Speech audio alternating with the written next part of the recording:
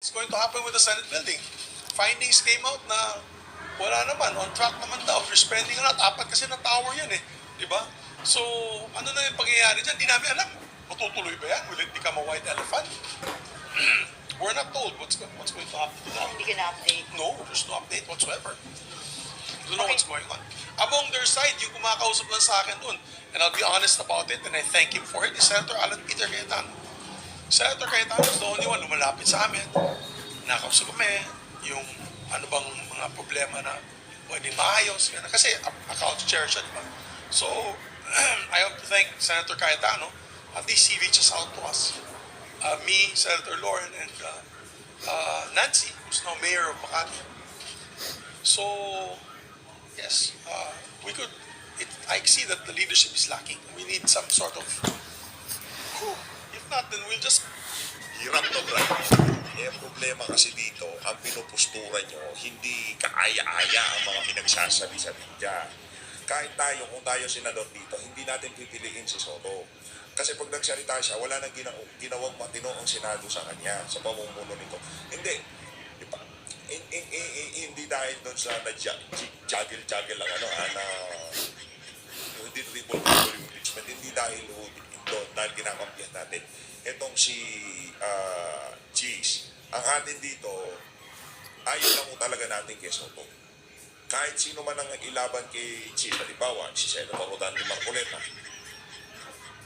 makikipagmakbakan tayo dyan. Pero kung si Soto man, si Soto rin lang mo ang ipapalit natin dito kay Cheese Escudero, huwag na magpalit. Anak ng tokwa. Nakipag-alyansa sa mga ano yan eh.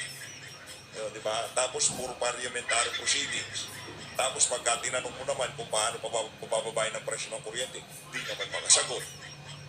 Yun ang problema. Ayun na nga mga kababayan, dito po tayo. Malupito ito. Ito yung mga kaso ni Banatbay. Ito, panoorin mo natin. Okay? Baka hindi makamarka. At Lunes na Lunes, mainit pa rin ang mga balita patungkol sa mga kaso ni Banatbay. Yung kaso ko, may dagdag pa. Dagdag pa. Oo, hindi kasi, di ba, ano tayo gusto natin maingan si Banatbay ng kanyang opinion patungkol dyan sa kaso niya sa NBI. Sa NBI, hindi ka magtataka bakit NBI? Hindi. Sobrang nga nagtataka kasi dapat sa korte, bakit sa NBI? Hindi ko naman sinasabing gusto ko ituloy sa korte, ha. Pero kasi irregular yung magsampa ka. Ang tawag nga nung mga abogado dyan, phishing yan eh. Parang nagpapahanap ka. Oo, optics. Oo, nagpapahanap ka lang ng kaso. Bakit hindi ikaw maghanap? Diba? Tsaka utusan mo pa yung gobyerno maghanap ng kaso laban para sa'yo. Sobra ka namang atang entitled niyan. Ba't di yung abogado mo maghanap ng kaso tapos dumiretso na kayo sa korte? O baka naman optics lang yun talaga yan. At isa nga, dapat ang pinagtutuunan mo ng pansin yung mga sinabi ni Rene. Hindi yung sinabi natin. Correct. Diba kami reaction lang. Reaction lang naman kami. Reaction lang, walang personalan. Ito naman si Risa Ontiveros kasi medyo may pagkawalan siguro. Sa mga baratang ni Rene sa'yo, ngayon, sagutin mo na lang. Sa husgado, mas maganda nga sa Senate hearing. Diba? Para at least sa publiko maririnig natin kung ano yung talagang nangyari. O, yun lang naman nagtatanong lang lahat ng mga vloggers. Ang nakakapagtaka lang, bakit hindi sinama si Boss Dada at si Miss Cathy at si Coach Oli? Pare-pareho naman sila na... Kaya nga, nakakapagtaka yun. Jen Risa, isama mo siya.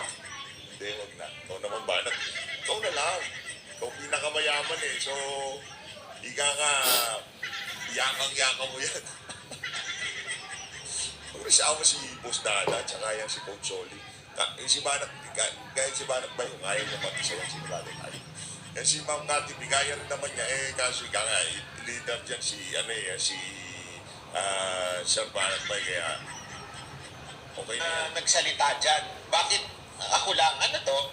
Crush mo ko? Pero ayun nga, Miss Cathy, yan ba sinare mo ba yan? Yes, Oo, I did. sinabi siya nga una-una nag-share yan I did share it kasi alam mo, saka yung katulad ni alias Rene, naiintindihan ko kung saan siya nanggagaling.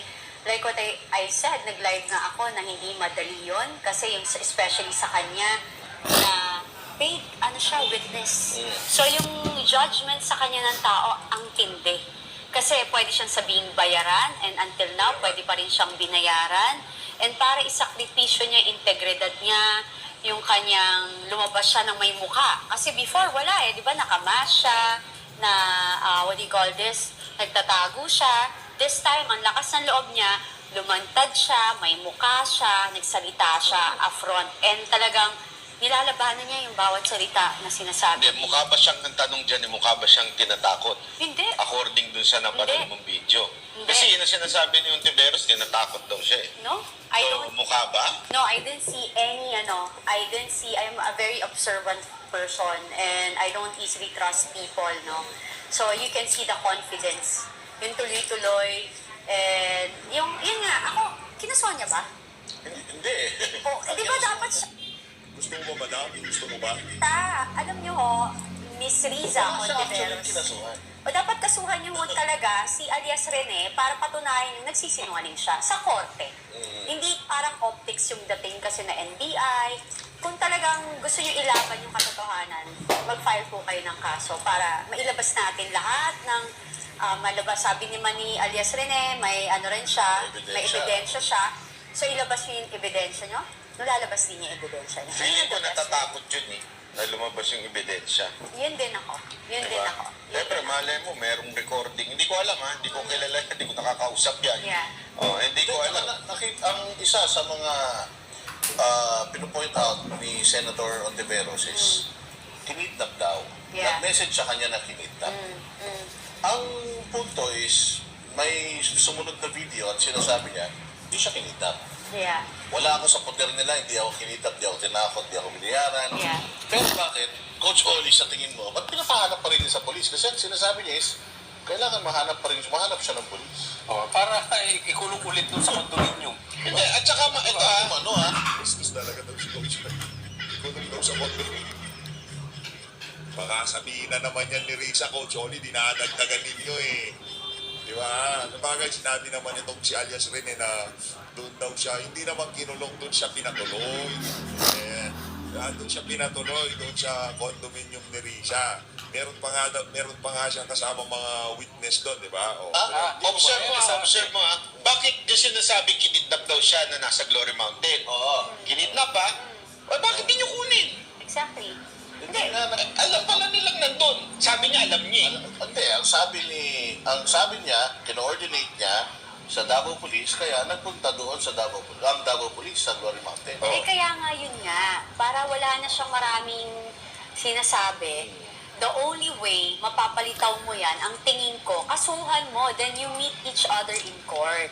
Yun yung proper, yun ang pinaka-best. Pero sa And tingin for mo, you bakit to- hindi sa korte? Bakit nga kasi sa NBI? Ano sa tingin mo? Optics lang.